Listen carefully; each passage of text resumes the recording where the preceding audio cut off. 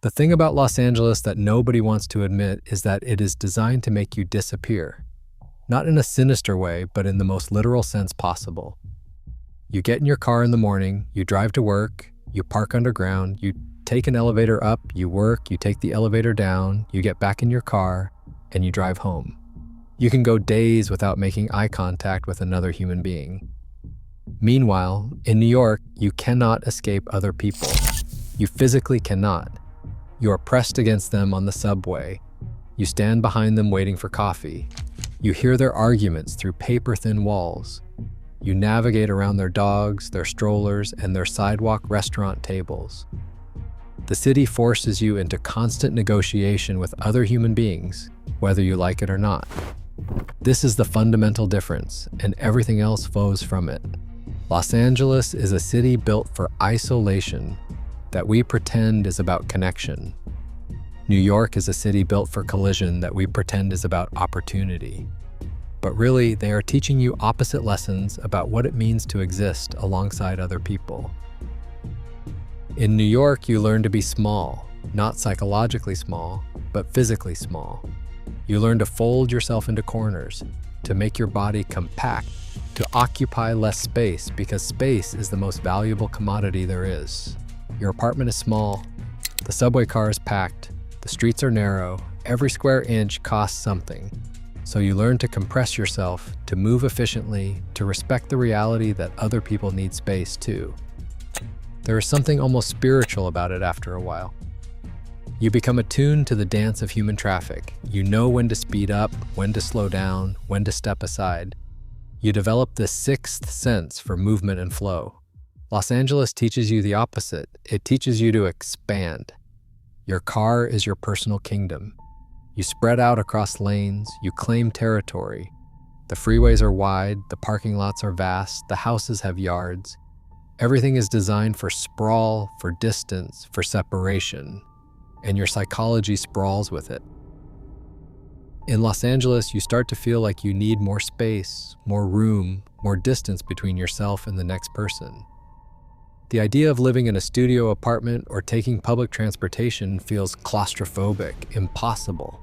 You have been trained to see isolation as freedom, and the cities reflect this in how they are organized. New York is vertical, Los Angeles is horizontal. In New York, you are stacked on top of each other like a human filing cabinet. Millions of people occupy the same few square miles, just at different altitudes.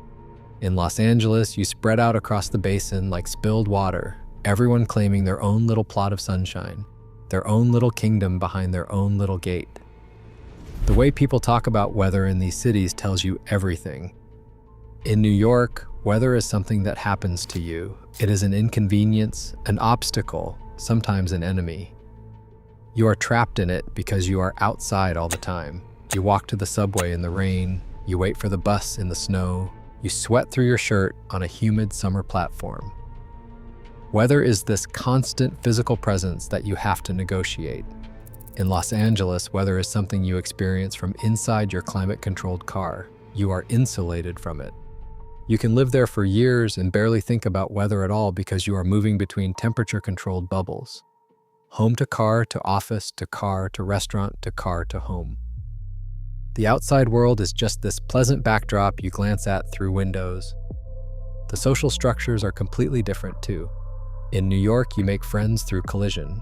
You meet someone at a party, you run into them again at a bar, you keep seeing them in your neighborhood, and eventually through sheer repeated contact you become friends. The city is small enough and dense enough that paths cross naturally. You don't have to work at it. The proximity does the work for you. In Los Angeles, you have to actively construct your social life. You have to make plans, set times, coordinate schedules, drive to meet people. Friendship becomes a scheduled activity.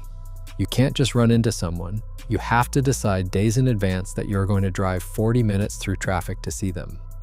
So friendships in Los Angeles feel more intentional, but also more fragile. If you stop actively maintaining them, they dissolve, because there is no natural collision keeping them alive. New York runs on walking. Los Angeles runs on driving. This seems obvious, but the psychological implications are profound. When you walk, you're exposed, you're vulnerable, you're moving at human speed, through human space. You notice things: the smell of coffee from a cafe, the conversation happening on the stoop, the kid doing tricks on a skateboard, the old man feeding pigeons, the woman crying on her phone. You're immersed in the texture of life. When you drive, you're sealed off. You're protected. You're moving at machine speed through machine space. Everything outside becomes scenery. The homeless person on the corner is not someone you might make eye contact with. They are just part of the view that slides past your window. The city becomes abstract. This changes how you think about community.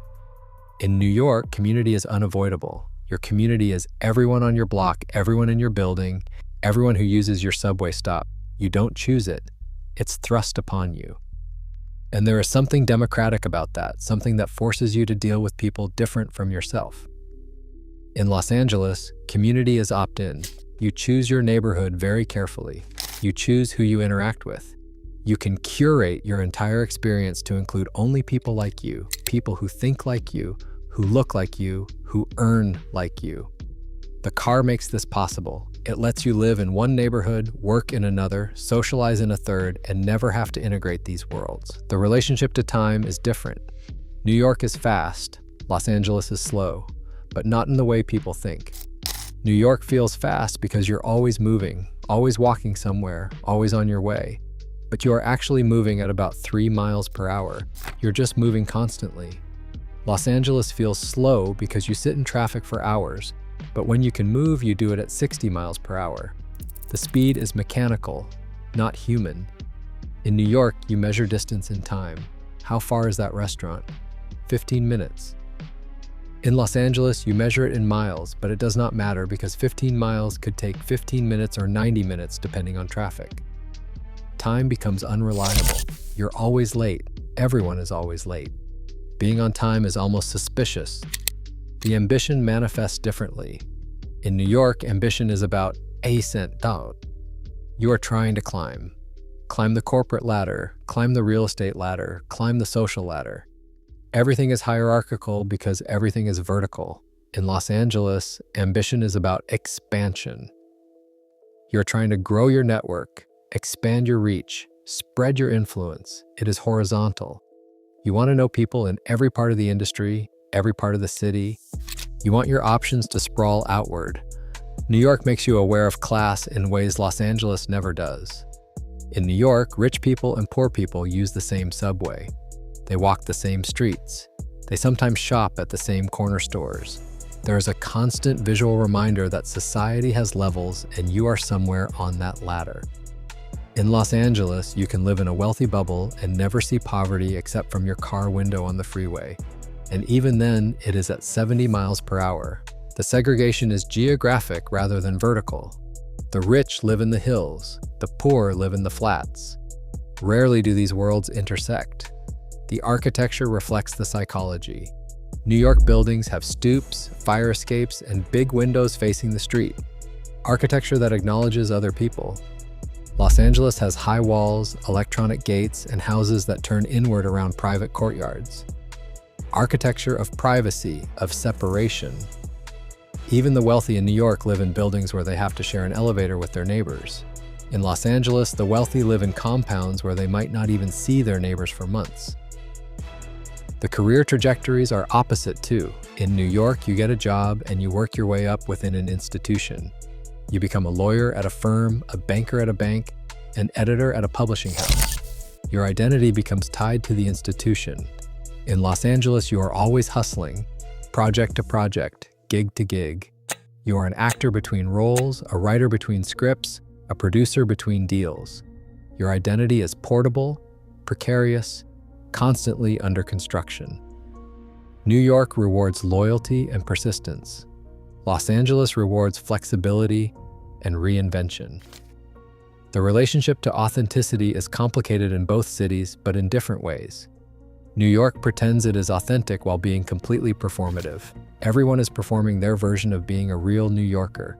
The tough attitude, the cynicism, the rapid-fire conversation, the cultural literacy.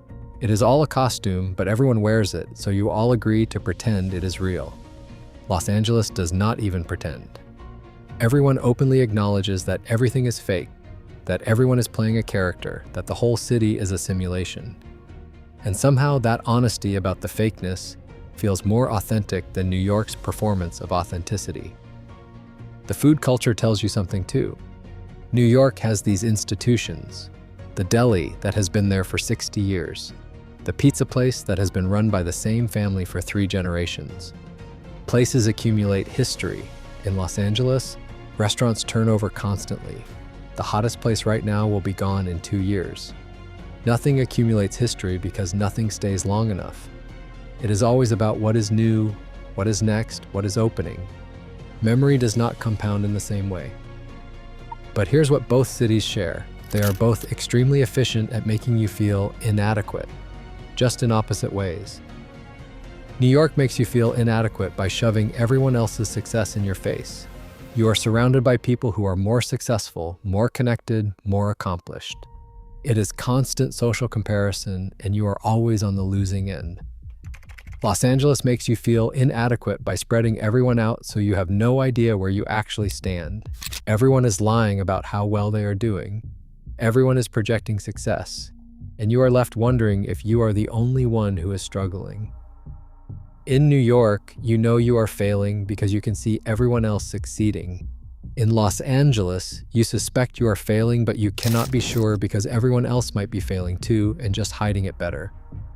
The ultimate difference might be this. New York is about accepting limitations. You accept that your apartment will be small, that you will never own a car, that you will be surrounded by people constantly, that space and silence and privacy are luxuries you cannot afford. You learn to thrive within constraints. Los Angeles is about rejecting limitations. You insist on space, on privacy, on mobility, on sunshine, on comfort. You build your life around the refusal to accept constraints. Both approaches work.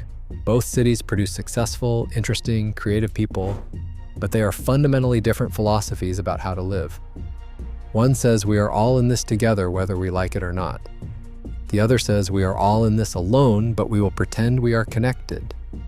And you cannot really understand America without understanding that tension between those two visions of urban life.